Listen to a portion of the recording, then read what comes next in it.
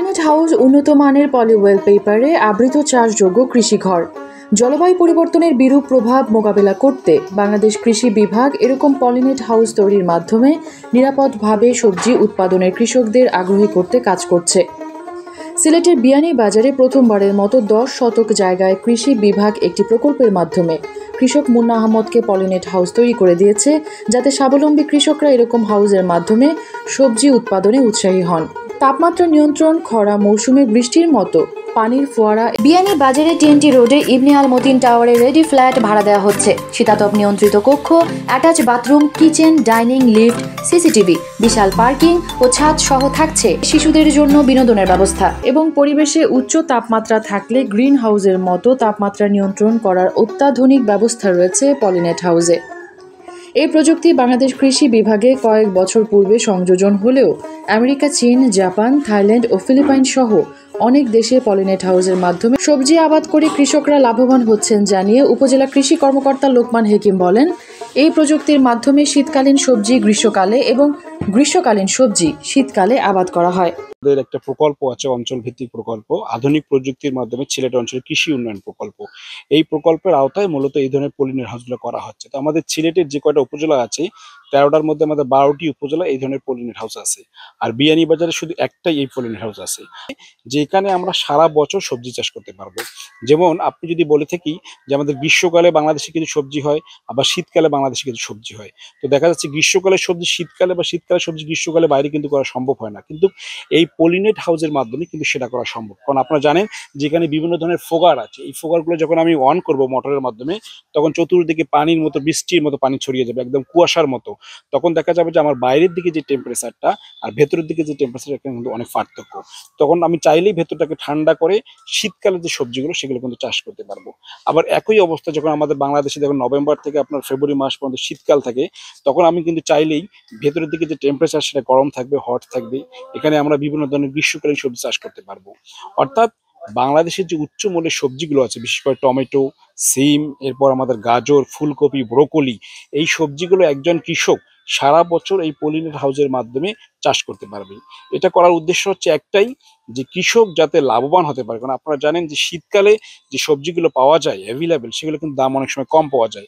ঠিক ওই সময় যদি আমি বাজার গ্রীষ্মকালীন সবজি নিয়ে আসতে পারি, তাহলে কৃষক কিন্তু উচ্চ মূল্য পাবে।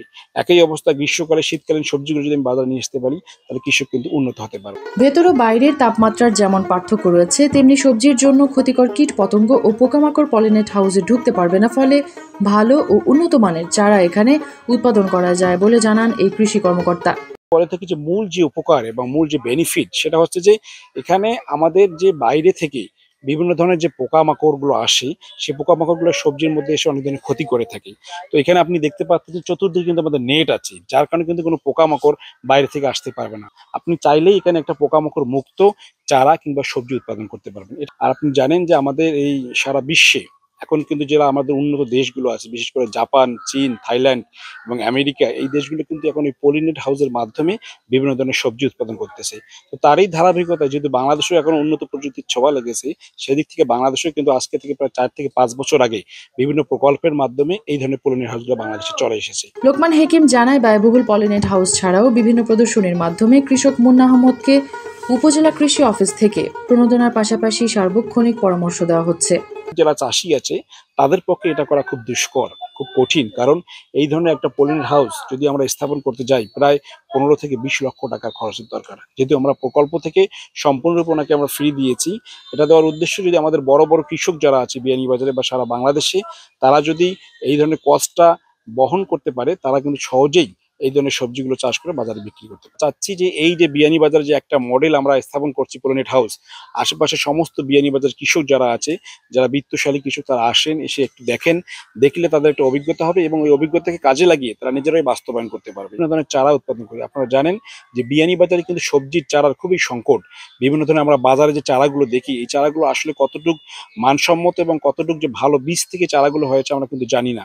তো এখানে আমরা যে চারাগুলো উৎপাদন করতেছি, বিভিন্ন ধরনের মরিচ, টমেটো, তারপর সিম, বাঁধাকপি, ফুলকপি, এই চারাগুলো কিন্তু খুবই মানসম্মত এবং খুব একটা ভালো পরিবেশে তৈরি হচ্ছে। তা আমি মনে করব যে যারা সবজি চাষ করে তারা কিন্তু চাইলে এখান থেকে চারা কিনে সবজি চাষ করতে পারবে। আমরা মূলত তাকে পলিনেট হাউস দেওয়ার পরে তার যে মূল উদ্দেশ্য ছিল যেখানে চারা উৎপাদন করা, তো আমরা তাকে বিভিন্ন সময়ে বিভিন্ন ধরনের যে আমাদের সবজির যে প্রণোদনা থাকে এবং অন্যান্য সময় আরো যে বিভিন্ন ধরনের প্রদর্শনী থাকে, সেখান থেকে আমরা তাকে বিভিন্ন ধরনের বীজ এবং সার সহায়তা দিয়ে থাকি। এছাড়াও যেহেতু সে একটা এখানে গ্রিন ফার্ম নামে একটা ফার্ম স্থাপন করেছে, সে এখন ব্যক্তিগতভাবে নিজের টাকায় এই ধরনের বীজ কিনে চারা উৎপাদন করে বাজারে বিক্রি করতেছে। প্রায় 2 মাস পূর্বে বিয়ানীবাজার পৌরসভার মিনি বাস টার্মিনালের পাশে এই পলিনেট হাউস তৈরি সম্পন্ন হয়েছে। কৃষি অফিসের সার্বিক তত্ত্বাবধানে কৃষক মুন্না আহমদ চারা উৎপাদনের পাশাপাশি বিভিন্ন ধরনের সবজি আবাদ করবেন। বর্তমানে প্রতিদিন বিভিন্ন সবজির কয়েকশত উন্নত চারা তিনি বিক্রি করছেন। এটা আসলে আবহাওয়া ওয়েদারের উপরে, কারণ যেদিন আবহাওয়া ওয়েদার একটু এরকম থাকে, না রোদ না বৃষ্টি, ওই এরকম থাকলে আর কি মালটা চলে ভালো। আর বেশি রোদের সময় আর কি সারাটা একটু কম চলে, কারণ সারাটা তো একটু হয়ে যায়, ও কারণে একটু কম চলে। আজকে একটু বেচা বিক্রি একটু ভালো, তবে প্রতিদিন এমন নাই আর কি ওরকম। আর এই প্রকল্প পাওয়ার আজকে প্রায় 2 মাস হয়ে যাবে, কাজ কমপ্লিট শেষ হয়েছে। 2 মাস হইতে তো আমরা মাটি রেডি করতে করতে, মাটি তো অতিরিক্ত বৃষ্টির কারণে মাটি সবসময় ভিজা থাকে। তো মাটিগুলো রেডি করতে করতে আমি অল্প দিন হলে শুরু করছি, এখনো আমি কিছু বুঝতেছি না, তবে আশা করি ইনশাল্লাহ লাভবান হতে পারবো। আর বর্তমানে আমি এখন চারা ট্রাই করতেছি খুব বেশি। তো চারার সিজন ধরলাম আরো মোটামুটি 3-4 মাস পরে চারার সিজনটা শেষ হয়ে গেলে কি আমি সবজি করবো আর কি, চাষ করবো জায়গায়।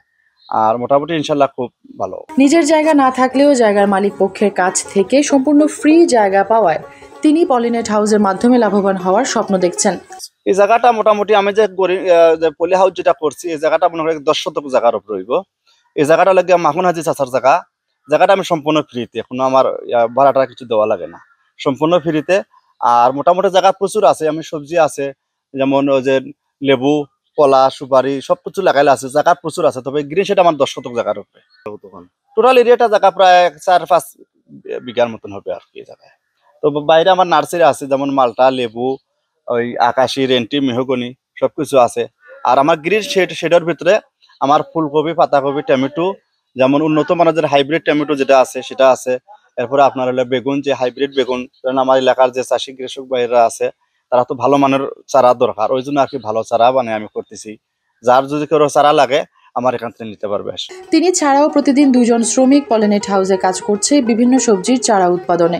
আগামী কয়েকদিনের মধ্যে এক পাশে সবজি আবাদ করার কথা জানান এই প্রান্তিক চাষি।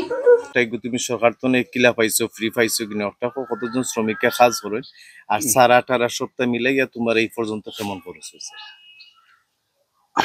আমার এখানে শ্রমিক বলতে আমি নিজে কাজ করি, 24 ঘন্টার দিন রাত আমি এখানে থাকি, আমি নিজে কাজ করি। আর আমার এখানে মানুষ পার্মানেন্ট আছে 2 জন, আর মহিলা মানুষ 1 জন। তবে মহিলা আর কি সময়ে আসে সময়ে না, আমার মোটামুটি মানুষ, আমার যে পুরুষ মানুষ 2 জন আছে, 2 জন চলতেছে। পলিনেট হাউসটা আমি যে পলিনেট হাউসটা পাইছি এটা সম্পূর্ণ ফ্রি আর কি। উপজেলা যে কৃষি অফিসার যে আছে উনি আমার অত্যন্ত একটা মায়া করে, উনি অত্যন্ত মায়া করে সহযোগিতা করে, আমার এইটা সম্পূর্ণ ফ্রিতে আমি পাইছি, বিনিময়ে এখন আমার খরচ দেওয়া লাগেনি। সামান্য যেটা লাগছে আর কি, এটা হলো আপনার ওই যে যারা এখানে কাজকর্ম করছে তাদেরকে কিছু করা লাগছে আর কি, ওটুকুই, তবে তেমন বেশি না। পলিনেট হাউসটি 10 শতক জায়গার উপর থাকলেও কৃষক মুন্না আহমদ প্রায় 5 বিঘা জায়গায় বিভিন্ন ধরনের ফলের চারা সহ নানা রকমের সবজির আবাদ শুরু করেছেন। মৌসুম শেষে এই প্রকল্প থেকে তিনি আর্থিকভাবেও লাভবান হবেন বলে আশাবাদী।